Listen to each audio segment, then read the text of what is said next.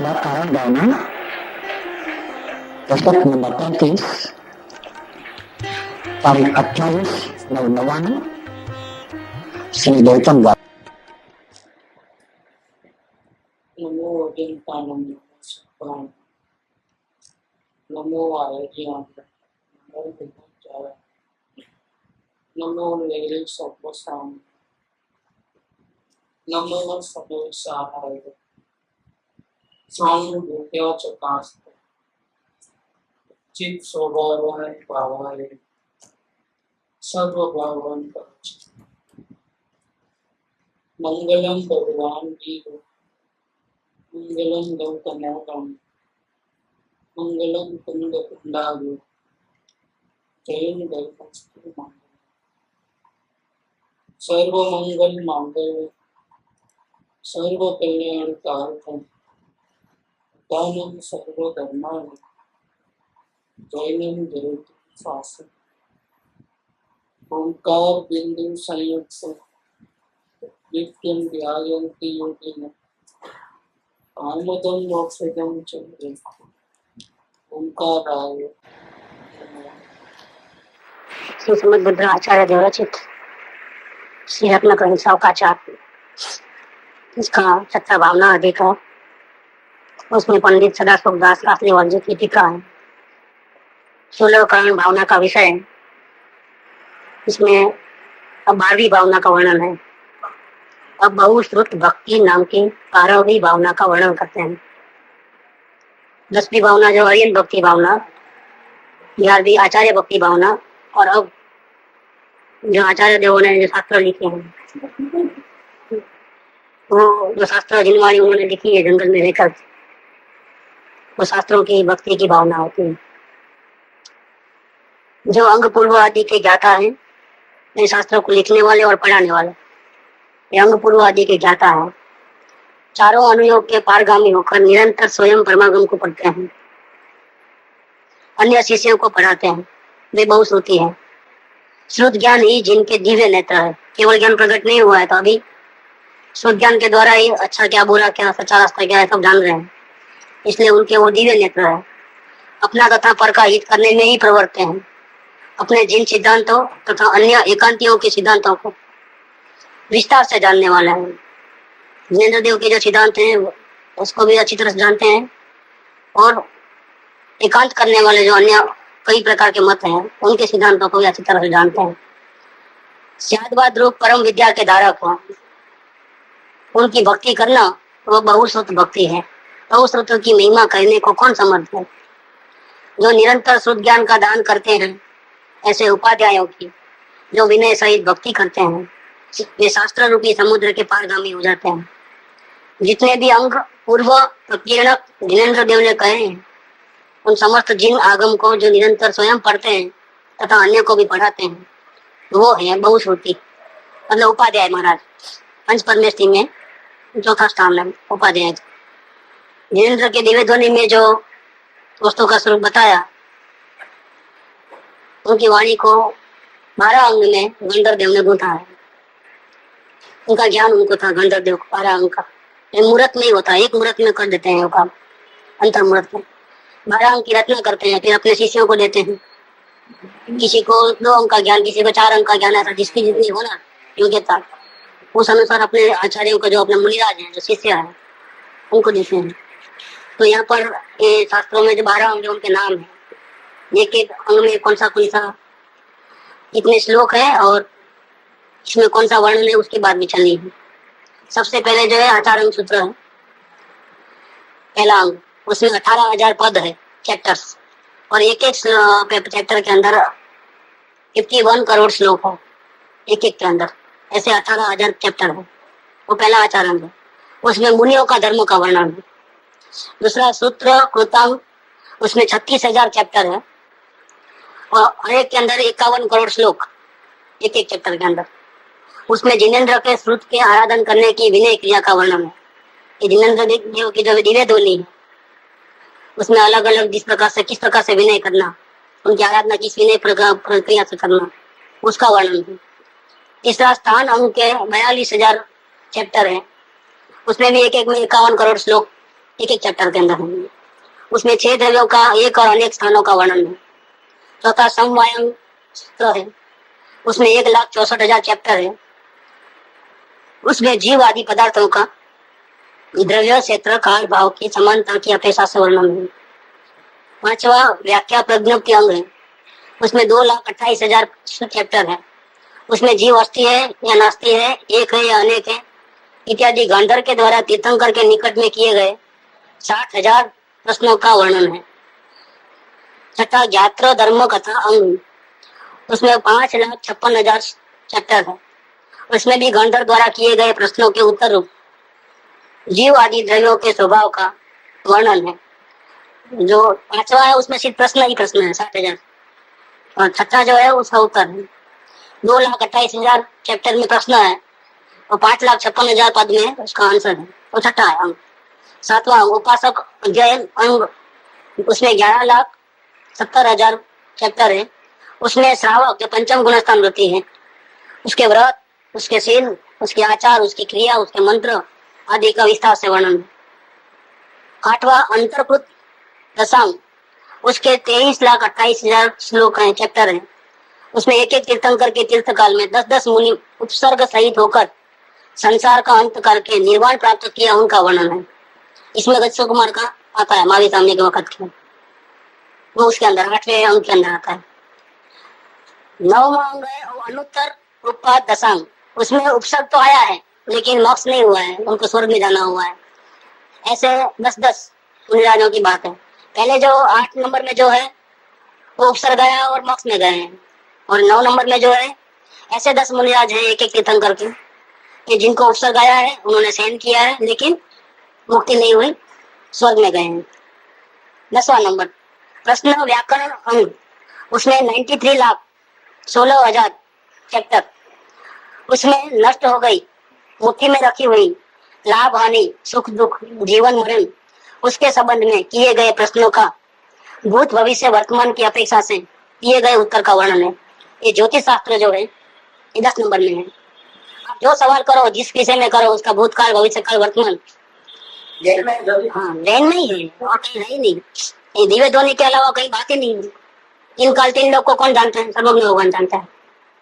तो ज्योतिष का, व्याकरण का, भूतकाल, भविष्य, वर्तमान का तो पूरा जानने वाले तीर्थंकर देव है। उनकी वाणी में जो आया है उसमें से जो अंगों की रचना हुई है, इसमें 10वां नंबर का अंग है प्रश्न व्याकरण अंग। उसमें 93,16,000 चैप्टर है और एक एक में 51 करोड़ श्लोक है। इतना बड़ा विस्तार है ज्योतिष शास्त्र। वहां से सब लोग वहां से कॉपी करे सर। कोई 5 पॉइंट को पकड़ा, कोई 4 पॉइंट को पकड़ा, ऐसा प्रोपागेंडा ने लिखा है कि 6 के 6 पॉइंट तो जैन दर्शन में है, बाकी वेदांत 5 पॉइंट में है सेकंड नंबर पर। ऐसे सांख्य मत है, न्यायिक मत है और भी है, वो कम ऐसा क्या वो हाथ में आ जाते हैं, हमारा ही सच्चा करके और कुछ अंश पकड़ लेते हैं। तो बात तीर्थंकर की होती है तो उसको मना भी नहीं कर सकता क्या बोला तो। जो भी बात करते हैं वो परफेक्ट करते हैं और उस लेवल में वो जो चैप्टर है उसमें वो पारंगत है। वो चैप्टर जो है जिनेंद्र देव के साथ बिल्कुल मिलता जुलता है, ऐसा ही है, तो वही है, समझ लो आप। तो उसको मना नहीं कर सकते, लेकिन वो क्या है, उनको दूसरा फायदा, वो दूसरा नॉलेज नहीं है।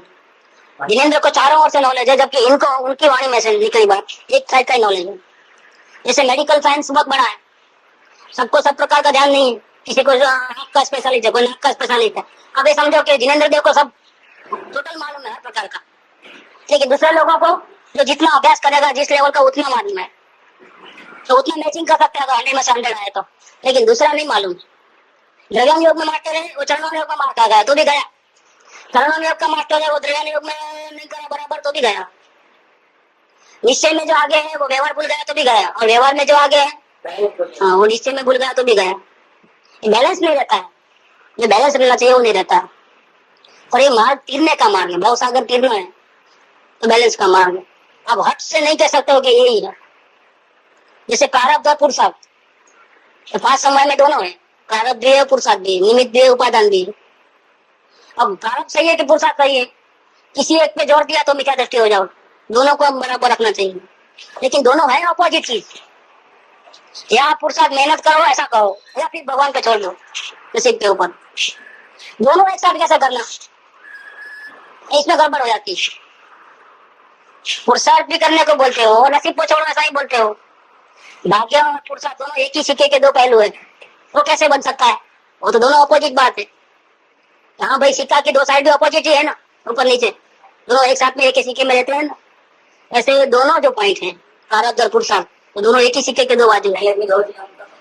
हाँ, और किसी के ऊपर मतलब वो 90% 10% ऐसा नहीं, दोनों अपनी अपनी जगह में 100% है, ऐसा लेना पड़ेगा। नहीं नहीं नहीं, पुरुषार्थ करेगा, पुरुषार्थ करते हुए भी नसीब को 100% मार्क देगा। 100%, वही तो बात चल रही है। जो 100% पुरुषार्थ करता है वो 100% नसीब को मानेगा। जो 100% नसीब के भरोसे पे है वो 100% पुरुषार्थ करेगा। अब एकांत में क्या होता है कि जो पुरुषार्थ करता है वो नसीब को छोड़िए भोगा देता है कि नहीं, ऐसा हो ही नहीं सकता है। मेहनत करो तो ही मिलता है, तो नहीं मिलता है। वो ऐसा बोलेगा पुरुषार्थ करने में, वो तो गलती में आ गया। अब पुरुषार्थ जो ये जो नसीब को जोड़ देता है तो पुरुषार्थ को उड़ा देगा कि नहीं, तुम कितना भी करो, man propose is God disposes, वो ऐसा ही बोलेगा। अब ये दोनों को मेल जिनेंद्र की वाणी में, क्योंकि वो संपूर्ण वाणी है। उन्होंने केवल ज्ञान के अंदर जगत का पूरा रूप देखा है और जैसा है वैसा कहा है। उन्होंने कोई अपने घर की बात नहीं कही, जो वस्तु का स्वरूप है, स्वभाव है, वही बात उन्होंने कही है। तो हमको एक्सेप्ट करना चाहिए, लेकिन नहीं कर पाते हैं। हमारी बुद्धि ऐसी है कि उनकी बातों को हम विश्वास नहीं कर सकते हैं। नाव डाले बिना नहीं रहेगा, दोनों साथ कैसे हो सकते हैं, ये बात आती है। अब ये निश्चय की बात करो या व्यवहार की बात करो, दोनों साथ में कैसे, वो नहीं जमता है। ये हमारी बुद्धि का लेवल इतना कमजोर है, हमारा ज्ञान इतना कमजोर है कि हम दोनों लेवल को संभाल नहीं सकते हैं। और जितना हमारे में शक्ति है उतनी गड़बड़ है। अगर निश्चय को भी बराबर रखा, व्यवहार को बराबर रखा, तो गड़बड़ होने का सवाल नहीं। जो निश्चय में टॉप लेवल होगा वो व्यवहार में भी टॉप लेवल होगा। क्यों?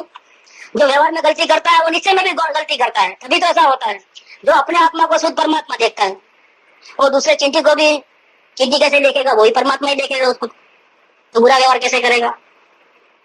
लेकिन ये जीव निश्चय में इतना कमजोर है कि अपने आप को बराबर परमात्मा रूप से नहीं देख पाता है, ठीक ढंग से उसकी उपासना नहीं करता है, तो क्या होता है, ये व्यवहार में भी गलती करेगा।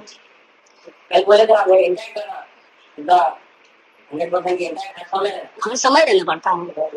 ये जो उपासना है जिनेंद्र भगवान में जो है, भाव सागर तीरे हैं और केवल ज्ञान की प्राप्ति हुई। पूरे जगत को अनादि अनंत जगत है जो कभी उत्पन्न नहीं हुआ है, कभी नाश होने वाला नहीं है। उसमें जड़ चेतन कितने पदार्थ हैं, ये सबका भूतकाल वर्तमान काल भविष्य काल की कितनी पर्याय हैं, सबको बराबर जानते हैं। उनके जितना परफेक्शन किसी में भी नहीं। तो ये इसलिए ज्योतिष शास्त्र भी जैन शास्त्र में है। इसका एक अंग है 10 नंबर का, उसका नाम है प्रश्न व्याकरण अंग। ये लोग भी ज्योतिष नाम दिए, एक्चुअल में उनके ओरिजिनल पुस्तक के अंदर प्रश्न व्याकरण अंग लिखा होगा। ज्योतिष शास्त्र के जो है ना, जो बुक निकले, प्रभु संहिता जो भी होगी, वो उसका मूल जो श्लोक है उसमें उसका नाम है प्रश्न व्याकरण अंग, ऐसा उसका अर्थ। उसमें 93,16,000 पद है और एक एक के अंदर 51 करोड़ श्लोक हैं। इतना बड़ा उसका विस्तार है। तो जो नष्ट हो गई है, जो मुट्ठी में रखी हुई है, हाजिर है, और भविष्य में लाभ हानि सुख दुख जीवन मरण हार जीत चिंता, इसके संबंध में जितने भी प्रश्न किए गए हैं ये सबका वर्णन उसमें है। भूतकाल वर्तमान काल भविष्य काल क्या पैसा। अब 11वां अंग विपाक सूत्र अंग, उसमें 1,84,00,000 पद हैं, चैप्टर्स, और एक एक में 51 करोड़ श्लोक है। उनमें कर्मों का उदय कब कैसा आता है, तो उसकी उदीर्णा कैसे होती है, उसकी सत्ता कहाँ तक रहती है, उसका टोटल वर्णन है। इस प्रकार 11 अंक का 4,15,02,000 पद है चैप्टर, सबका मिला करके 11 अंक का। और 12वां अंक जो है उसमें 14 पूर्व है। जो 12वां अंक है उसके वेद है 14 पूर्व का। उसमें सबसे नंबर पहले में देखो आचार्य देव ने कितना काम किया है। तो सर्वज्ञ भगवान तो निरंतर नहीं रह पाएंगे, वो तो अल्पकाल में उसी भव में मौक जाते हैं। बाकी बच्चे कौन है, जैसे मामूली बच्चे हैं, लेकिन वो भी अनति है ना, एक अवस्था है, पर्याय है, उनका भी आयुष्य पूरा होते ही चले आते हैं। लेकिन वो लोग क्या करते हैं कि ये जो ज्ञान है उसको शास्त्र लिख करके सुरक्षित करके गए हैं। और कैसे लिखे होंगे, एक तो अपनी आराधना करना, प्लस भविष्य के जीवों के ऊपर करुणा करके ये सब चैप्टर लिखना। और कितना थोड़े हैं, कितने हैं, और कैसे लिखना, न पेन है न साई है न कुछ है, ये कैसे लिखते हैं, कैसे लिखे होंगे। तो तार पत्र रहते हैं जो जार से निकले हैं, थोड़े नहीं है, खुद ही निकले हैं, टूटे हुए नीचे गिरे हैं। और एक हानिदार जैसा पत्थर या ऐसा कुछ रहता है, उससे हॉल कर करके लिखा है, ताड़पत्रों को हॉल कर करके लिखा है। ये कितना मेहनत लगा होगा, ये किसके लिए किया उन्होंने इतना सारा मेहनत, क्या जरूरत थी? उनको आत्मा में देना था इतने सारे मगजमारी करने की, लेकिन गंगा वासियों ने इतना बड़ा उपकार किया है। इतने सारे श्लोक लिखे हैं और दुनिया को बताया है कि जिनेंद्र का इसमें बहुत सारा नष्ट हो गया है। कोई लूट के लेके गए हैं, कोई जला दिए गए हैं, कोई धरती कम में खत्म हो गए हैं, जो बच गए हैं। आज इधर साउथ में देखोगे तो हर ये जैन बिजली, मूड बिजली सब जगह मिलेंगे, घर घर में मिलेंगे ताड़पत्र लिखे हुए। आपने को उनकी भाषा नहीं आती क्योंकि वो अर्धमागधी में लिखे होंगे, संस्कृत में लिखे होंगे, ऐसे बंडल बांध के रखे हुए, लेकिन अपने को नहीं मालूम। और जो फॉरेन के लोग आते हैं मुंह मांगी कीमत देते हैं उनको, एक बंडल लेते हैं 500, 1000, 2000 जितने में वहाँ हाजी में होता है उतने में लेके चले आते हैं। फिर उसमें से क्या निकलता है वो लोग खोज करके उसमें से अर्थ निकालते हैं पूरे, ऐसा है इसके अंदर। तो ये 14 पूर्व की अब बात चलती है, 11 अंक की बात चली है 14 पूर्व की। तो 14 पूर्व 14 के 14 मिला है तो एक अंक मतलब 12वां अंक है वो। दृष्टिवाद नाम के 12वें अंक के 108,68,56,005 इतने चैप्टर्स के अंदर देखो मिथ्या दर्शन को दूर करने का वर्णन है। अपने को जो भ्रांति हो जा रही है, शरीर में अपनापन, संयोगों में अपनापन, उसके कारण से मोह होकर के सुख दुख, इसको कैसे दूर करना, उसके बात पूरी 12वें अंग में है। इसलिए बात निकलती है ना, ज्ञानियों की वाणी कैसी होती है, 12 अंक का सार। भले उनको इतनी जानकारी नहीं होगी कि 11 अंक की जानकारी नहीं होगी, ज्योतिष आदि नहीं जानते होंगे, कथा वगैरह सब नहीं जानते होंगे, समझो ये डेप्थ नहीं होगा उनके ज्ञान के अंदर। लेकिन उनकी वाणी में मिथ्या दर्शन को दूर करने की कला है, विधि है। इसलिए ज्ञानियों की वाणी को क्या कहा, 12 अंक का सार कहा। तो 12वां जो अंग है दृष्टिवाद नाम का, उसमें 108,68,56,005 पद, उसमें मिथ्या दर्शन को दूर करने का वर्णन है। दृष्टिवाद अंग के 5 भेद हैं, इसके वही 5 प्रकार है। सबसे पहला है परिकर्म, दूसरा सूत्र, तीसरा प्रथमा योग, चौथा पूर्व और 5वां तुलिका। 12 अंगों में कुल 112,83,58,005 पद हैं। उन 12 के 12 अंग में इतने हैं। इससे परिकर्म किसको बोलते हैं? दृष्टिवाद अंग के प्रथम भेद परिकर्म के भी 5 भेद हैं।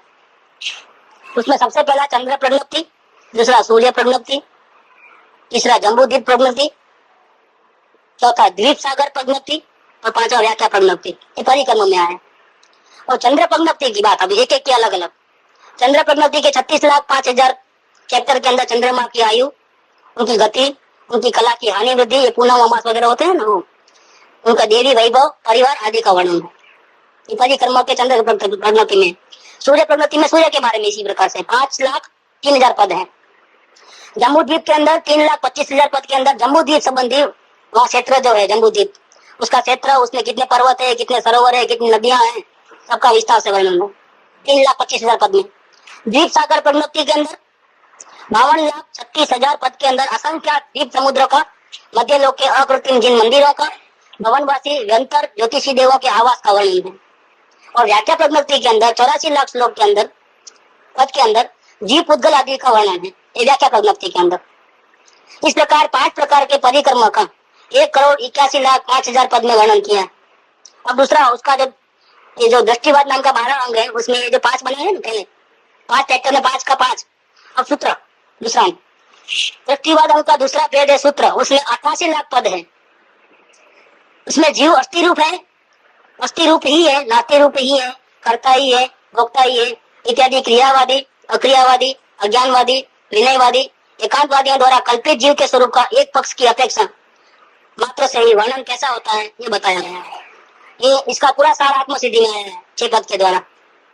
पत्र लिखा 493, क्या आत्मा है, आत्मा नित्य है, आत्मा करता है, आत्मा भोगता है, मोक्ष भी है और मोक्ष का उपाय भी है। इन शॉर्ट पूरा ये 12 अंक का जो सूत्र पॉइंट है, जो 8 प्रकार में से जो दूसरा सूत्र है, उसका जो पहला नंबर है 88 लाख पद, उसमें का पूरा विस्तार एक गागर में सागर आ गया है आत्मसिद्धि में। ये पूरा वर्णन उससे उधर है। और इससे क्या होगा कि जो एकांत मानते हैं, कि जो बोलते हैं कि जीव है ही नहीं है, उसको उड़ा दिया, कर्ता नहीं मानते उसको उड़ा दिया, कर्ता है ऐसा मानते उसको उड़ा दिया, ऐसा करके सभी एकांतवादियों का निराकरण कर दिया है वहां पर 6 पद के द्वारा। इसमें प्रथमा नहीं हो गया दृष्टिवाद। अभी दृष्टिवाद जो है ये परिक्रमा के 5 प्रकार हो गए, सूत्र के भी आ गया, अब तीसरा 12 अंक का, उसमें प्रथमान योग। प्रथमान योग में क्या है? दृष्टिवाद अंक का तीसरा भेद प्रथमान योग के 5000 पद में विशेष ज्ञान रहित मिथ्या दृष्टि अवृत्ति को समझाने के लिए 63 सलाहकार महापुरुषों के चरित्र का वर्णन है, जो बिल्कुल शास्त्र ज्ञान नहीं समझ सकते, उनको कुछ पता नहीं क्या करना क्या नहीं करना, वो समझाओ तो भी नहीं समझ सकते, तो उसको क्या करना पड़ता है? उसको कहानियों के माध्यम से लाना पड़ता है। देखो ऐसा राजा था, उसने ऐसा किया, इसके फल में वो वहां गया, फिर उसको वहां ऐसी ऐसी घटना घटी, इसने ऐसे कर्म किए, फिर वो वहां गया, ऐसा करके स्वर्ग नरक जहाँ जहाँ गया और जो जो प्रसंग बने, उस पर से उसको अच्छे का बुरे का और सही का ज्ञान दिया जाता है। तो छोटे बच्चे भी समझ लेते हैं कि अभी हमको जीवन में कैसा रहना चाहिए, कौन से भाव करना, कौन से नहीं करना, और क्या करना शांति के लिए, और मुक्ति का सच्चा उपाय क्या है। उसने क्या किया था उस राजा ने, हमको भी इस प्रकार से करना है। उसने सब शुभ कर्म किया, स्वर्ग में गया, उसने अशुभ कर्म किया, नरक में गया। उसने जब मुनि धर्म अपनाया, पितरा की बात अपनाई, ऐसा था, अपने आत्मा की दृष्टि की, समय दर्शन प्राप्त किया, श्रावक के व्रत अंगीकार किए, मुनियों के 5 महाव्रत अंगीकार किए, साधना की, तो मोक्ष में गए। तो कहानियों के माध्यम से सिद्धांतों को वो बैठे, उसके मगज में ही नहीं बैठते हैं सिद्धांत, तो उसको प्रथमान योग के बारे में समझा करके, किसको समझाने के लिए कि जिसको विशेष ज्ञान नहीं है, जो मिथ्या दृष्टि है, जिसको व्रत का पचका आदि कुछ भी नहीं है, उनको समझाने के लिए 63 सलाहकार महापुरुषों के चरित्र का वर्णन किया गया। अब पूर्व की बात करते हैं। दृष्टिवाद अंग के जो 12वां अंग है, उसको दृष्टिवाद नाम का है। उसके 5 जो चैप्टर हैं, 5 चैप्टर में 5 प्रकार, उसमें परिक्रम, सूत्र, प्रथमान योग, इसकी बात चली। उसका चौथा जो चैप्टर है उसको बोलते हैं पूर्व। ये जो पूर्व है 12वें अंक के दृष्टिवाद के चौथा चैप्टर पूर्व, उसके 14 भेद है, जिसे 14 पूर्व कहते हैं ना, वो दृष्टिवाद अंक के चौथे भेद में 14 पूर्व है। अब उसको पूर्व की बात नाम बोलते हैं। उत्पाद पूर्व सबसे पहला, इसमें 1 करोड़ पद है। उसमें जीववादी द्रव्यों के स्वभाव का भूत वर्तमान भविष्य कालों की अपेक्षा 81 भेद करके वर्णन किया गया है। अनेक प्रकार की नए विवक्षा से क्रमवर्ती युगपत अनेक धर्मों से उत्पाद व द्रव स्वभाव का वर्णन किया गया है। 6 द्रव्यों का ऐसा स्वभाव है इंटरनल, उसका अलग अलग भेद विवक्षा होती है। पूरा वर्णन पहले नंबर में है, पहला पूर्व उत्पाद पूर्व। दूसरा है अग्रहणी पूर्व, सेकंड पूर्व। उसमें 96 लाख पद है। उसमें 12 अंक का सारभूत ज्ञान, 7 तत्व, 9 पदार्थ, 6 द्रव्य, 700 नए गुण आदि प्रयोजनभूत बातों का वर्णन है। बहुत इंपॉर्टेंट पूर्व है। इसका जो मेन जो सार लेना है तो प्रवचन सार है। अपने यहाँ जो बुक है शास्त्र, जो कुंकुमाचार्य ने लिखा है, उसका एक अंश, एक पॉइंट बराबर वो प्रवचन सार है। तीसरा वीर्यानुवाद पूर्व, उसमें 70 लाख पद है। उसमें आत्मा का स्ववीर्य, कर्कावीर्य, दोनों का लववीर्य, क्षेत्रवीर्य, कालवीर्य, भाववीर्य, तपोवीर्य, द्रव्य गुण पर्यायों का शक्ति रूप वीर्य का वर्णन है। हर एक पदार्थ के अंदर जो शक्तियां पड़ी है, ताकत है, उस ताकत का वर्णन है। जैसे परमाणु में भी ताकत रहती है ना, एटम बन करके, अणु बन करके पूरी दुनिया को जला देवे। तो एक एक अणु में जो ताकत पड़ी हुई है, जीव द्रव्य में, खुदगल द्रव्य में, सबकी ताकत का वर्णन किया है। द्रव्य से, क्षेत्र से, काल से, भाव से, तप से, ऐसा। ये तीसरा हो गया। अब चौथा अस्थि नास्ति प्रभात पूर्व, उसमें 60 लाख पद है। उसमें जीवादि द्रव्यों का स्वद्रव्य, क्षेत्र, काल, भाव, रूप, चतुष्टय की अपेक्षा से अस्थि तथा पर द्रव्य, क्षेत्र, काल, भाव, रूप, चतुष्टय की अपेक्षा से नास्ति इत्यादि 7 भेद तथा नित्य, अनित्य, एक, अनेक आदि का विरोध रहित वर्णन है। एक ही पदार्थ के अंदर दोनों गुण धर्म है, नित्य भी है, अनित्य भी है, कर्ता भी है, अकर्ता भी है, एक भी है, अनेक भी है। ऐसे अपोजिट जो गुण है उन सबका वर्णन विस्तार पूर्वक ये अस्थि नास्ति प्रभात पूर्व में है। ये 14 पूर्व का चौथा पूर्व है। 5वां ज्ञान प्रभात पूर्व, उसमें 1 करोड़ मतलब 99 लाख, इस प्रकार से 1 करोड़ में एक ही संख्या कम मतलब 1, इतने पद हैं। उसमें मति ज्ञान, श्रुत ज्ञान, अवधि ज्ञान, मन पर ज्ञान, केवल ज्ञान, ये 5 प्रकार के सम्यक ज्ञान तथा कुमति, कुश्रुत, विभंग, ये 3 प्रकार के अज्ञान। इनका स्वरूप, इनकी संख्या, इनका विषय, उनका फल, उनकी अपेक्षा से प्रमाण, अप्रमाण रूप, भेद सहित वर्णन है। 5 ज्ञानों का वर्णन दिया है ज्ञान प्रवाद नाम का। अब 6वां सत्य प्रवाद पूर्व, इसमें 6 अधिक 1 करोड़ के ऊपर 6 इतने पद के अंदर वचन गुप्ती, वचन के संस्कार के कारण, वक्ता के भेद मतलब जो उपदेश देते हैं उनके अलग अलग प्रकार से होता है वो, 12 प्रकार की भाषा, 10 प्रकार का सत्य तथा बहुत प्रकार के असत्य वचनों का भी वर्णन है। देखो एक साइड नहीं रखी है। सत्य प्रभात पूर्व के अंदर सत्य की बात तो बताई, सत्य को बोलने वाले वक्ता के भी अलग अलग चैप्टर प्रकार बताए। इतना होने के बाद फिर झूठ कितना चल रहा है दुनिया के अंदर, उसका भी पूरा विस्तार से वर्णन है। मतलब सही क्या है झूठ क्या है सबका ज्ञान उनके पास है सत्य प्रभात पूर्व के अंदर। अब 7वां नंबर है आत्म प्रभात पूर्व। ये समय साल जो निकला है ना वो 5वें पूर्व पद। ज्ञान प्रभात पूर्व का 20 चैप्टर है, 20 में से जो 5वां नंबर का चैप्टर है, 10वां नंबर का समय नाम का, उसमें से समय सार का एक अंश निकाला है।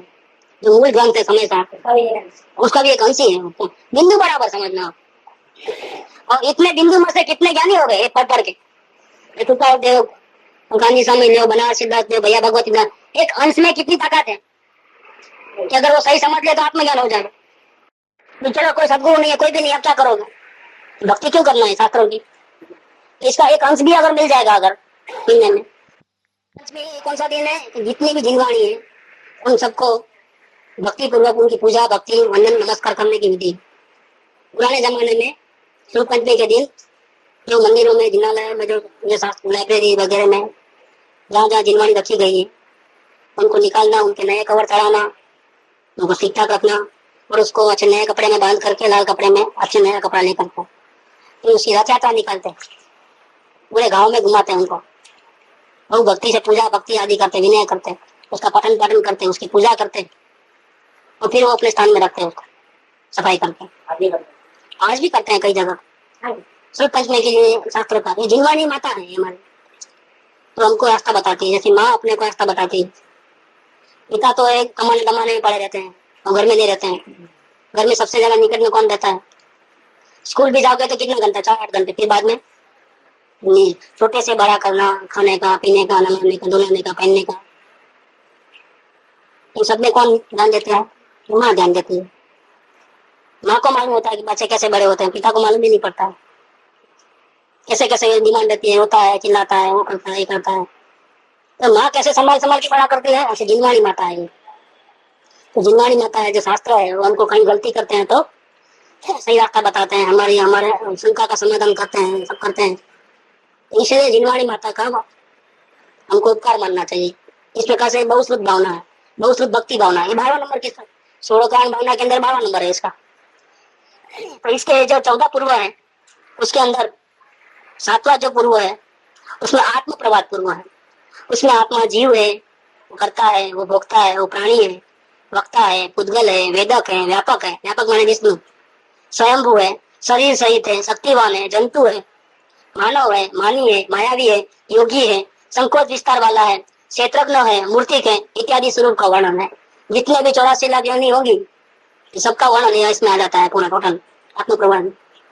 जो जंतु को हमने कभी देखा नहीं होगा उसका पूरा लाइफ हिस्ट्री, उसकी पैदाइश कैसे होती है, कौन से वातावरण में, अपने साइंस में पढ़ते हैं ना, ये फ्रॉग के बारे में पढ़ते हैं, टैडपोल के बारे में, मछली कैसे पैदा होती है। ऐसे फिर कागज के बारे में देखो तो कागज कहाँ से निकला, जंगलों में कौन सी लकड़ी काटी, उसमें से कैसा निकला, ये सब नहीं बताते हैं। इसी प्रकार से टोटल डिटेल हर एक जीव मात्रा का और एक एक परमाणु मात्रा का डिटेल कैसे बनता है वो पदार्थ, इस प्रकार से लिया है। ये आत्म प्रभात पूर्व। कर्म प्रभात पूर्व ये 8वां है। उसमें 1,80,00,000 श्लोक है, चैप्टर्स हैं। उसमें कर्मों का बंध कैसे पड़ता है, उसकी उदय कैसे होती है, उदीर्णा कैसे होती है, सत्ता क्या है, उत्कर्षण क्या है, अपकर्षण क्या है, उपशमन क्या है, संक्रमण क्या है, निदत्ति निकाचित आदि अवस्था रूप मूल प्रकृति उत्तर प्रकृति आदि भेदों का तथा ईर्यापत तपस्या अधः कर्म आदि का वर्णन है। ये कर्मों का, इसमें से गोमटसार आदि निकले हैं। ये कर्म प्रभात पूर्व है, उसमें से गोमटसार आदि का शास्त्र जो लिखे गए हैं निमिचंद सिद्धांत चक्रवर्ती द्वारा, वो बहुत बड़े आचार्य देव थे, कुल लोगों से पहले हो गए वो, और उनको भी एक अंक का ज्ञान था। तो उन्होंने ये शास्त्र लिखा, उसमें गोमटसार, उसमें भी जीव कांड अलग, कर्म कांड अलग, और पढ़ोगे तो बुद्धि काम नहीं करेगी, ऐसा लिखा है, हम समझ नहीं पाएंगे, इतना है गहरा। तो वो तो इसका एक बिंदु मात्र है, कर्म प्रभात पूर्व है, उसका एक बिंदु मात्र। ऐसे अभी आगे 9वां नंबर का पूर्व, प्रत्याख्यान पूर्व। उसमें 84 लाख पद है। उसमें नाम, स्थापना, द्रव्य, क्षेत्र, काट, भाव, इसकी अपेक्षा, जीवों के सवनन, बल आदि के अनुसार काल की मर्यादा सहित त्याग, पाप सहित पदार्थों का त्याग, उपवास की विधि और भावना, 5 समिति, 3 भुक्ति इत्यादि का वर्णन हो। किस प्रकार से पाप होता है जीव को और उसको कैसे बचना, उसके लिए क्या करना क्या नहीं करना, उसकी विधि क्या है, इस सब का वर्णन हो। नहीं खाना वो उपवास नहीं है, विधि पूर्वक जो होता है नहीं खाना, उसकी सही विधि क्या है वो सब पूरा इसमें लिखा है। 5 समिति, 3 भुक्ति आदि का, ये प्रत्याख्यान पूर्व। मतलब भविष्य में हमारे कर्म नहीं बंधे, दुख नहीं पड़े, उसके लिए वर्तमान में कैसे रहना, क्या करना, उसका थोड़ा डिटेल लिखा गया है। 10वां नंबर का पूर्व विद्या अनुवाद पूर्व, उसमें 1,10,00,000 श्लोक चैप्टर है।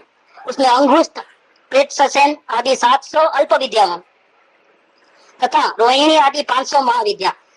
ऐसी विद्या होती है कि आप मंत्र पढ़ो, अदृश्य हो जाओ, आप सबको देखो, वो आपको नहीं देख पाए, आकाश में अदर उड़ने लगो, जहाँ जाना है वहां सेकंड में पहुंच जाओ।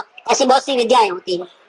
तो अपने कुछ साधु महाराज उसमें से कोई अंश लेकर के बोलते इसका जाप करो, इतनी बार तो आपको विद्या मिल जाएगी, सब ठीक हो जाएगा।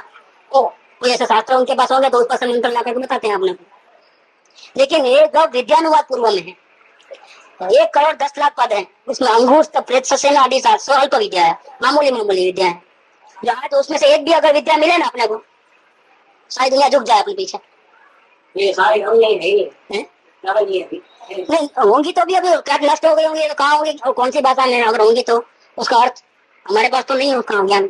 लेकिन ये पर जैन शास्त्र में है सभी बातें। तो मंत्र पढ़ो ऐसा हो जाए तो 700 अल्प विद्या है और रोहिणी आदि 500 महाविद्या है। क्या आप कई प्रकार के रूप बना लो, अपने को छोटा बड़ा बना लो, हिमालय को उठाना तो उठा लो एक हाथ से, ऐसी विद्या है। मंत्र पढ़ो तो हो जाता है वो काम। जैसे रोहिणी आदि 500 महाविद्याओं का स्वरूप, उसका सामर्थ्य, साधनभूत मंत्र, यंत्र, पूजा, विधान सिद्ध होने जाने पर, ये और सिद्ध हो गए अगर, तो उसका फल तथा अंतरिक्ष, आकाश, वो मतलब भूमि, अंग, स्वर, स्वप्न, लक्षण, व्यंजन, चिन्ह, ये 8 प्रकार का निमित्त ज्ञान का वर्णन उसमें है।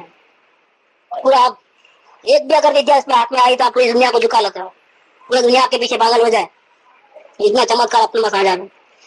और अभी 11वां नंबर का पूर्व कल्याण अनुवाद पूर्व, उसमें 36 करोड़ पद, उसमें तीर्थंकर, चक्रवर्ती, बलभद्र, नारायण, प्रतिनारायण के गर्भ कल्याणक आदि महा उत्सव तथा इन पदों का कारण, षोडश कारण भावना, अपसरण आदि क्रिया का तथा चंद्र, सूर्य, ग्रह, नक्षत्र आदि की गति, उसका ग्रहण, उसका शकुन, उसका फल आदि का वर्णन, ये कल्याण अनुवाद पूर्व में। 12वां प्राणवाद पूर्व, उसमें 13 करोड़ पद है, उसमें शरीर की चिकित्सा साइंस पूरा उसमें है, शारीरिक जो हार्ट का उसका इसका जो नॉलेज है, इसमें शायद मेडिकल साइंस प्रगति कर रहा है पूरा, अलग अलग निकाल पूरा इसमें प्राणवाद में 13 करोड़ श्लोक है चैप्टर। उसमें शरीर की चिकित्सा का अष्टांग आयुर्वेद, जो वैद विद्या उसका तथा भूत प्रेत आदि व्याधि दूर करने के प्राणभूत मंत्र तथा विष आदि दूर करने की जांगली का, कोई सर काटे तो उसका विष उतर जाए उसके मंत्र, तथा इला, पिंगला, सुषुम्ना, नाड़ियां रहती है ना अंदर में, आदि श्वासोश्वास का तथा गति के अनुसार 10 प्राणों को उपकारक अनुपकारक द्रव्यों का वर्णन है। मतलब आप शरीर को ठीक रखने के लिए क्या क्या करना है, शरीर किस किस कारण से बिगड़ता है, पूरा उसके अंदर चर्चा करें। इसके अंदर ये जो जितनी भी विद्याएं अभी निकली है, होम्योपैथी क्या सोई चिपा करके करते हैं ना यार, एक्यूप्रेशर, एक्यूपंचर, वो क्या निकलता है अभी, वो सकते रेकी निकला है। ये जितनी भी विद्या है, टोटल विद्या है, अभी ये तो कुछ जानते नहीं है, इसका अंश मात्र नहीं जानते हैं। ये टोटल जो है विद्या इसमें है प्राणवाद पूर्व में 13 करोड़ चैप्टर और एक एक में 51 करोड़ श्लोक रहते हैं। अब तो हिसाब किताब नहीं लगा सकते। प्रिया विशाल पूर्व, ये 13वां नंबर का पूर्व है। उसके 9 करोड़ पद के अंदर संगीत शास्त्र, छंद, अलंकार शास्त्र, 72 कला, स्त्रियों के 64 गुण, शिल्प विज्ञान, ये जो कोतवाली करते हैं ना, गर्भाधान, गर्भाधान का मतलब क्या है, तो आप भी आजकल नहीं टेस्ट ट्यूब बेबीज वगैरह निकले हैं, टोटल इसके अंदर है गर्भाधान आदि 84 क्रियाएं, सम्यक दर्शन आदि की 108 क्रियाएं, 25 देव वंदना आदि क्रियाएं तथा नित्य नैमित्तिक क्रियाओं का वर्णन है। ये क्रिया विशाल पूर्व। और अब 14वां पूर्व, लास्ट पूर्व, त्रिलोक बिंदुसार पूर्व, उसमें 12 करोड़ 50 लाख पद है। उसमें 3 लोक का स्वरूप, 26 परिक्रम, 8 व्यवहार, 4 बीज आदि गणित, मतलब ये अंक गणित, बीज गणित नहीं, भूमिति, 4 बीज आदि गणित, मोक्ष का स्वरूप, मोक्ष गमन की कारणभूत क्रिया तथा मोक्ष में कितना सुख है उसका जितना भी हो सके उतना वर्णन। इस प्रकार 95 करोड़ 50 लाख 5 पद के अंदर 14 पूर्व का वर्णन है। ये 14 पूर्व कहां से निकले कि जो 12वां अंक था दृष्टिवाद नाम का, उसका जो चौथा प्रकार है उसमें से ये निकला है 14 पूर्व। उसका पहला प्रकार परिक्रम, दूसरा सूत्र, ऐसा त्रिशादा पटमान योग, और चौथा में 14 पूर्व आया। वो सब 12वां अंक का फैक्टर्स है पूरा। अब 12वां अंक का जो लास्ट है 5वां फैक्टर, उसका नाम है चुलिका, उसका बात करते हैं। दृष्टिवाद अंग जो 12वां अंग है उसका 5वां भेद है, वो चुलिका है। उसमें जल गता, स्थल गता, माया गता, आकाश गता, रूप गता, इसके 5 भेद है। प्रत्येक चुलिका के 2 करोड़ 9 लाख 89 हजार पद है। पांचों चूलिकाओं के कुल 10,49,46,000 पद हैं। इसमें जलगता चूलिका में जल को रोकना, ये बांध बांधते हैं ना नागार्जुन सागर आदि, उसको कैसे करना, किस प्रकार से करना? तो जल को रोकना, जल में गमन करना, अग्नि को रोकना, अग्नि खाना, अग्नि पर बैठना, चलना, अग्नि में प्रवेश करना, फिर भी कुछ नहीं होगा। इसकी पूरी विद्या है। इत्यादि क्रिया के कारणभूत मंत्र, तंत्र, तपस्चरण आदि का वर्णन है। ये जलगता चूलिका है। स्थलगता चूलिका में मेरु आदि पर्वतों में भूमि में प्रवेश तथा शीघ्र गमन इत्यादि क्रिया के कारणभूत मंत्र, तंत्र, तपस्चरण आदि का वर्णन है। ये जितने भी अन्य मते हुए हैं उन्होंने क्या किया है, कोई एक मंत्र पकड़ लिया, उसकी आराधना की, उसको वो फायदा मिल जाए, फिर वो कहीं भी जा सकते हैं, पर्वत पहाड़ों में घुस जा सकते हैं, रानी करके उधर चढ़ सकते हैं, कुछ भी कर सकते हैं। ये सब विद्या यहाँ छुपी हुई है। मायागता चूलिका में माया रूप इंद्रजाल आदि विक्रिया के कारणभूत मंत्र, तंत्र, तपस्चरण आदि का वर्णन है। आकाशगता चूलिका में आकाश में गमन के कारणभूत मंत्र, तंत्र, तपस्चरण आदि का वर्णन है। और रूपगता चूलिका के अंदर आप जैसा चाहो बन जाओ, सिंह बन जाओ, हाथी बन जाओ, घोड़े बन जाओ, जब सिंह, हाथी, घोड़ा, बैल, हिरण, व्याघ्र, खरगोश, मनुष्य, वृक्ष आदि के अनेक रूप बदलने के कारणभूत मंत्र, तंत्र, तपस्चरण आदि का, तो चित्र, मिट्टी, पत्थर, लकड़ी, लेप आदि की कलाकार तथा धातुवाद, रसवाद, खनिज आदि की चतुराई पूर्वक रचना करने का वर्णन है। लकड़े में से कोतरनी करके हाथी बनाते हैं, वो करते हैं। अपन देखे तो कलाकारी देख करके ऐसा हो जाता है कि वो क्या बनाया है, लेकिन इसकी असली विद्या जो है, मंदिर बनाना, पत्थरों को कोतरना, गुफाएं कोतरना, इसकी जो कला कारीगरी है, पीतल में से चीजें बनाना, धातु में से, सोने में से, गोल्ड डायमंड का कैसे बनाना, क्या करना, टोटल चीजें, इसका वर्णन, चतुराई पूर्वक रचना करने का वर्णन है। तो वो बनाओ तो लोग देखते रह गए, मुंह मांगी कीमत देवे। एक एक पेंटिंग कितनी बिकती है, लेकिन पेंटिंग करने की जो कला है इसमें छुपी हुई है। एक एक अगर उसका सीख ले ना अगर आप, तो आप आगे और दुनिया पीछे, ऐसा हो जाएगा ये चीज। तो ये 12वां अंक का 5वां चैप्टर दृष्टिवाद का, उस चूलिका उसमें ही है। ये पूरा चैप्टर हो गया। अब आगे यहाँ पर यह ऐसा विशेष जानना कि समस्त 12 अंक के एक कम इकट्ठी के बराबर अक्षर है। इकट्ठी मेरे को भी नहीं है, इतना बड़ा वो लिख दिया है, संख्या लिख दी है, कितने श्लोक हैं और इतने अक्षर है, अक्षर भी गिने हुए हैं टोटल, इतने कितने कितने अक्षर हैं, वो विचार ही नहीं कर सकते। जो एक बार आने के बाद दूसरी बार नहीं आता है उसको अपुनरक्त अक्षर कहते हैं। इनमें 64 संयोग तक के अक्षर है, पूरा लिखा है इसमें, लिखा हुआ है इसमें, आप पढ़ तो नहीं सकते वो, क्योंकि लाख करोड़ तक पढ़ेंगे इसमें तो ज्यादा है, आप जो की भी बात नहीं है, तो बहुत ज्यादा है, इसमें पढ़ने का तो मुश्किल ही है। इनमें 64 संयोग तक के अक्षर हैं। आगम में कहे मध्यम पद में 1634 करोड़ 83,07,888 अपुनरक्त अक्षर है, जो अक्षर दोबारा नहीं आएगा। इतने तो वो अक्षर है उसके अंदर। इन तो डिक्शनरी कितनी बड़ी होना हो समझने के लिए, तो दोबारा तो आने वाला नहीं है, इसका हिसाब किताब कितना। इन अक्षरों में तो ये डिक्शनरी कुछ नहीं है इसके सामने। इन अक्षरों में प्रमाण का भाग देने पर 112 करोड़ 83,58,005 पद आए, उनमें समस्त द्वादशांग हैं। शेष अक्षर 8 करोड़ 1,08,175 अंक रहे। इन अक्षरों का पूर्ण एक पद नहीं होता, इसलिए इन्हें अंग माया कहा है। उन अक्षरों के सामायिक आदि 14 प्रकरणिका।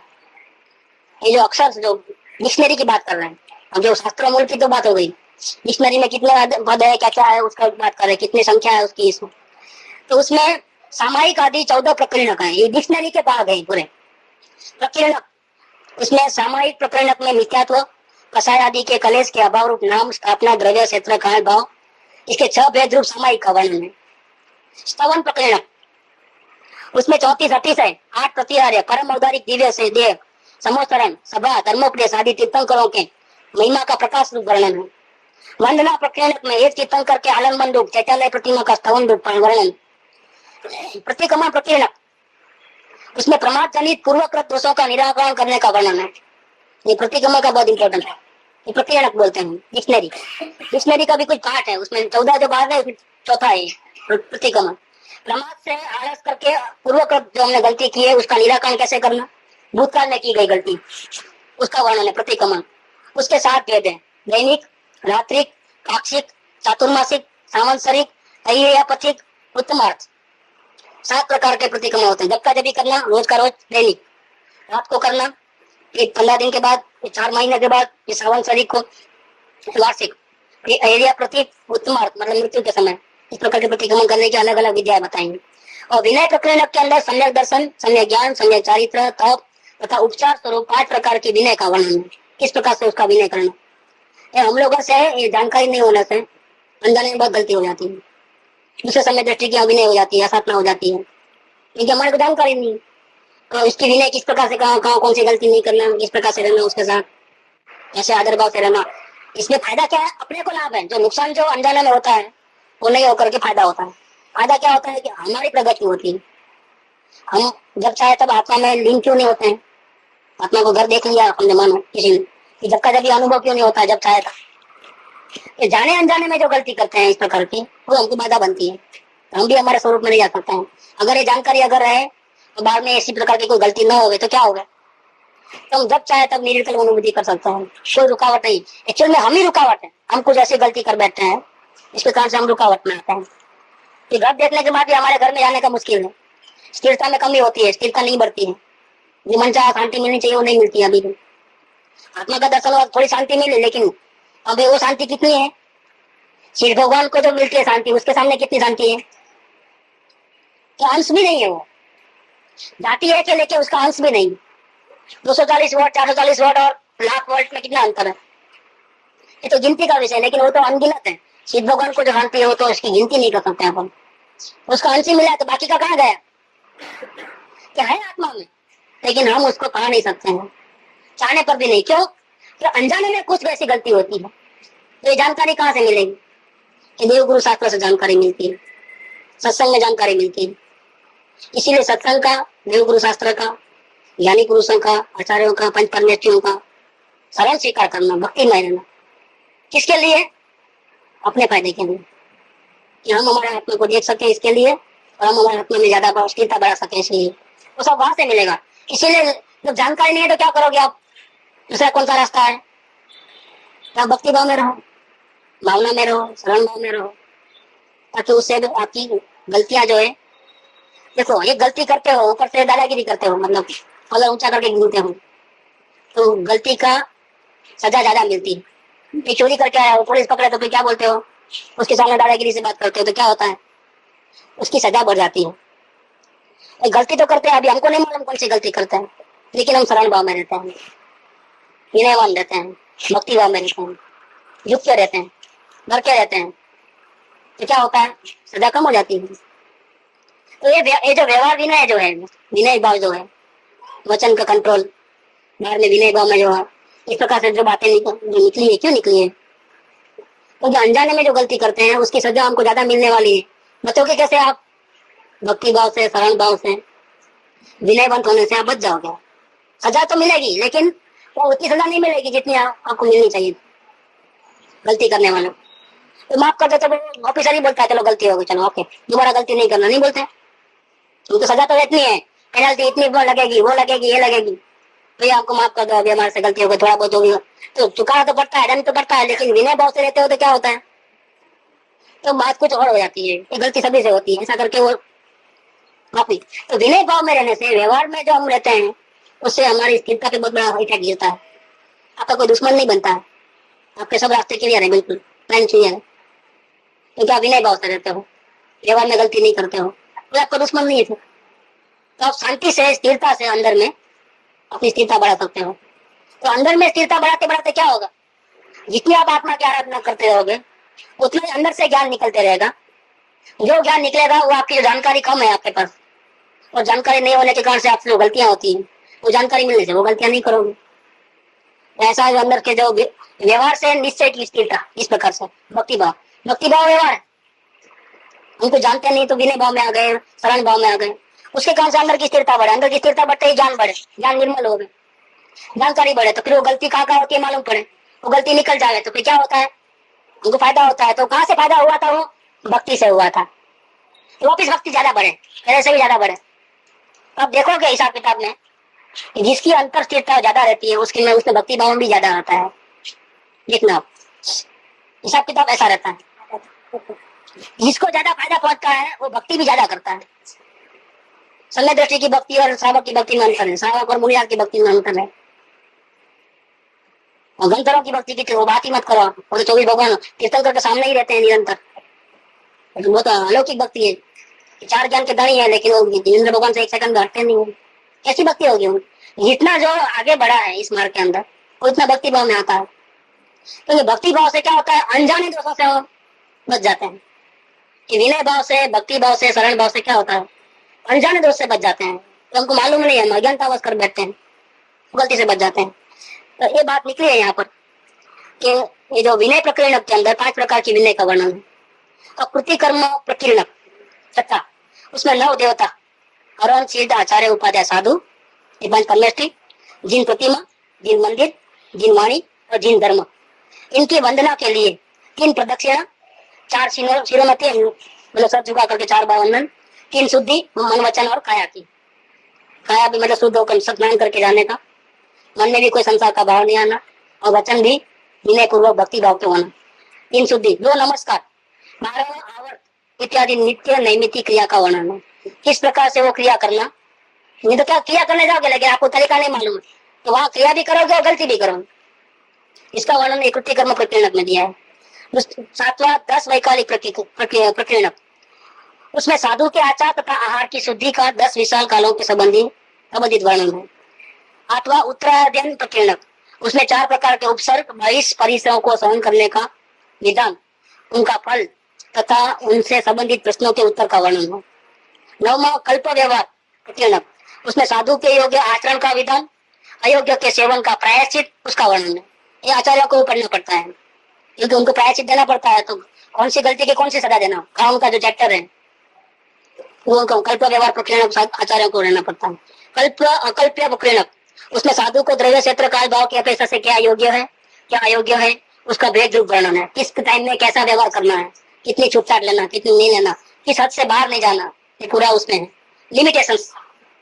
महाकल्प प्रकीर्णक में जिन कल्पी उत्कृष्ट सौनम सहित महामुनियों के योग्य द्रव्य क्षेत्र काल भाव के प्रभाव से उत्कृष्ट चर्या से वर्तते प्रतिमा योग, आतापन योग, त्रिकाल योग आदि का आचरण तथा स्तवर कल्पी साधुओं की दीक्षा, शिक्षा, संघ का पोषण, यथा योग्य शरीर का संवर्धन, आत्म संस्कार, संलेखना तथा उत्तमार्थ को प्राप्त उत्तम आराधना का वर्णन है।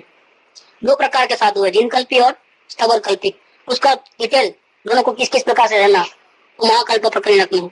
पुंडरीक प्रकीर्णक, उसमें भवनवासी, वेंतर, ज्योतिषी, कल्पवासी देवों में उत्पत्ति का कारण, मतलब आपको कहाँ जाना है तो उसके लिए कौन सा भाव करना, वहां जाने का उत्पत्ति का कारण, दान, पूजा, तपस्चरण, अकाम निद्रा, सम्यक्त्व, संयम आदि का वर्णन, उनके उपजने के स्थान का वैभव आदि का वर्णन। महापुंडरीक प्रकीर्णक में मौर्तिक देवों में मतलब उनके ऊपर के स्वर्गों में जो इंद्र, प्रतिन्द्र, अमिंद्र आदि की उत्पत्ति के कारण तप विशेष का वर्णन। कौन सा तप करोगे तो आप इंद्र बनोगे, क्या करोगे तो आप स्वधर्म इंद्र बनोगे, इसके तरीका होता है। निषिद्धि का प्रकीर्णक, प्रमाद से उत्पन्न दोषों का त्याग करके विशुद्धता के लिए अनेक प्रकार के प्रायश्चित का वर्णन है। ऐसा प्रायश्चित शास्त्र है। ऐसे द्वादशांग शास्त्र का ज्ञान तप के प्रभाव से होता है। पढ़ने जाओगे तो आपका काम ही नहीं है, ये पढ़ के याद रखने की बातें नहीं है। आप तपस्या करो, तपस्या माने क्या, आत्मा की आराधना और इच्छाओं का निरोध। इच्छा का निरोध वही तप है। वो कैसे होगा कि आत्मा की आराधना बढ़ेगी, तो आत्मा की आराधना बढ़ेगी, साथ में ज्ञान की भी आराधना होती है। तो ज्ञान शास्त्रों से नहीं आता है, ज्ञान कहाँ से आता है, अंदर से आता है। शास्त्र पढ़ने से वो याद करी होगा नहीं बढ़ेगा, नॉलेज नहीं बढ़ेगा। ये सब नॉलेज जो करना है तो किसको आराधना करना, ज्ञान की आराधना करना, आत्मा की आराधना करना। तो अंदर से ज्ञान निकलेगा और अंदर से ज्ञानावाणी कर्म का चूरा चूरा होते जाएगा। जितना चूरा चूरा होगा उतना उतना अपने को पूरा जानकारी अपने आप अंदर से ही एक आत्मा की आराधना करने से मिलेगी। इसलिए क्या किया कि ऐसे द्वादशांग शास्त्र का ज्ञान कैसे होता है, तप के प्रभाव से होता है। जो आप स्वयं पढ़ते हैं तथा अन्य बुद्धिमान शिष्यों को पढ़ाते हैं, उन बहुश्रुतों की भक्ति संसार परिबंधन का नाश करने वाली है। शास्त्रों की भक्ति भी बहुश्रुत भक्ति है। गुणों में अनुराग करना वो भक्ति है। जो शास्त्रों में अनुराग करके पढ़ते हैं, शास्त्र के अर्थ को अन्य को बतलाते हैं, धन खर्च करके शास्त्रों को लिखाते हैं, छपाते हैं, अपने हाथ से शास्त्र लिखते हैं, अक्षरों की हीनता, अधिकता, मात्रा आदि का शोधन करते हैं, पढ़ने वालों को शास्त्र उपलब्ध करा देते हैं, व्याख्यान करते हैं, व्याख्यान करवाते हैं, पढ़ाने वालों को, वांचने वालों की आजीविका की स्थिरता करके शास्त्रों के ज्ञान अभ्यास का प्रवर्तन कराते हैं, स्वाध्याय करने के लिए निराकुल स्थान देते हैं। वो ज्ञानावरण कर्म का नाश करने वाली बहुश्रुत भक्ति है। ये बहुश्रुत भक्ति से क्या होगा, हमारे ज्ञानावरण आदि जो कर्म बंधे हैं उसका नाश होने वाला है। आप भले ही आपके पास वो ज्ञान नहीं है, लेकिन आप ऐसे ज्ञानवंतों की भक्ति करोगे, उनके शरण भाव में रहोगे तो आपका ज्ञानावरण कर्म का नाश होता है। शास्त्रों को बहुमूल्य वस्त्रों में पुट्ठा लगाकर कपड़ा सहित डोरी से इस प्रकार बांधना जिससे देखने सुनने पढ़ने वालों का मन प्रसन्न हो जाए, वह सब बहुश्रुत भक्ति है। स्वर्णों से मनोहर गढ़े हुए तथा 5 प्रकार के रत्नों से जड़ित सैकड़ों फूलों से शास्त्र की सारभूत पूजा करना, ऐसे श्रुत भक्ति संशय आदि रहित सम्यक ज्ञान उत्पन्न कराकर क्रम से केवल ज्ञान प्रकट करा देती है। जो पुरुष अपने मन को इंद्रियों के विषयों में रोककर बारंबार जितना शास्त्र पढ़ोगे उतना 5 इंद्रियों के विषय में नहीं जाओ, आप तो ऐसा ही बचता है आसानी से। तो बारंबार श्रुत देवता यानी जीवनवाणी के गुणों का स्मरण करके भली प्रकार से बनाए पवित्र अर्थ के द्वारा श्रुत देवता की पूजा करता है। वह समर्थ श्रुत का पारगामी होकर केवल ज्ञान प्राप्त करके निर्वाण प्राप्त करता है। सुख धाम अनंत सुसंत चही, दिन रात रहे तद ध्यान मही। प्रशांति अनंत सुधामय जे, प्रणमो पद तेवर ते जयते। प्रणमो पद ते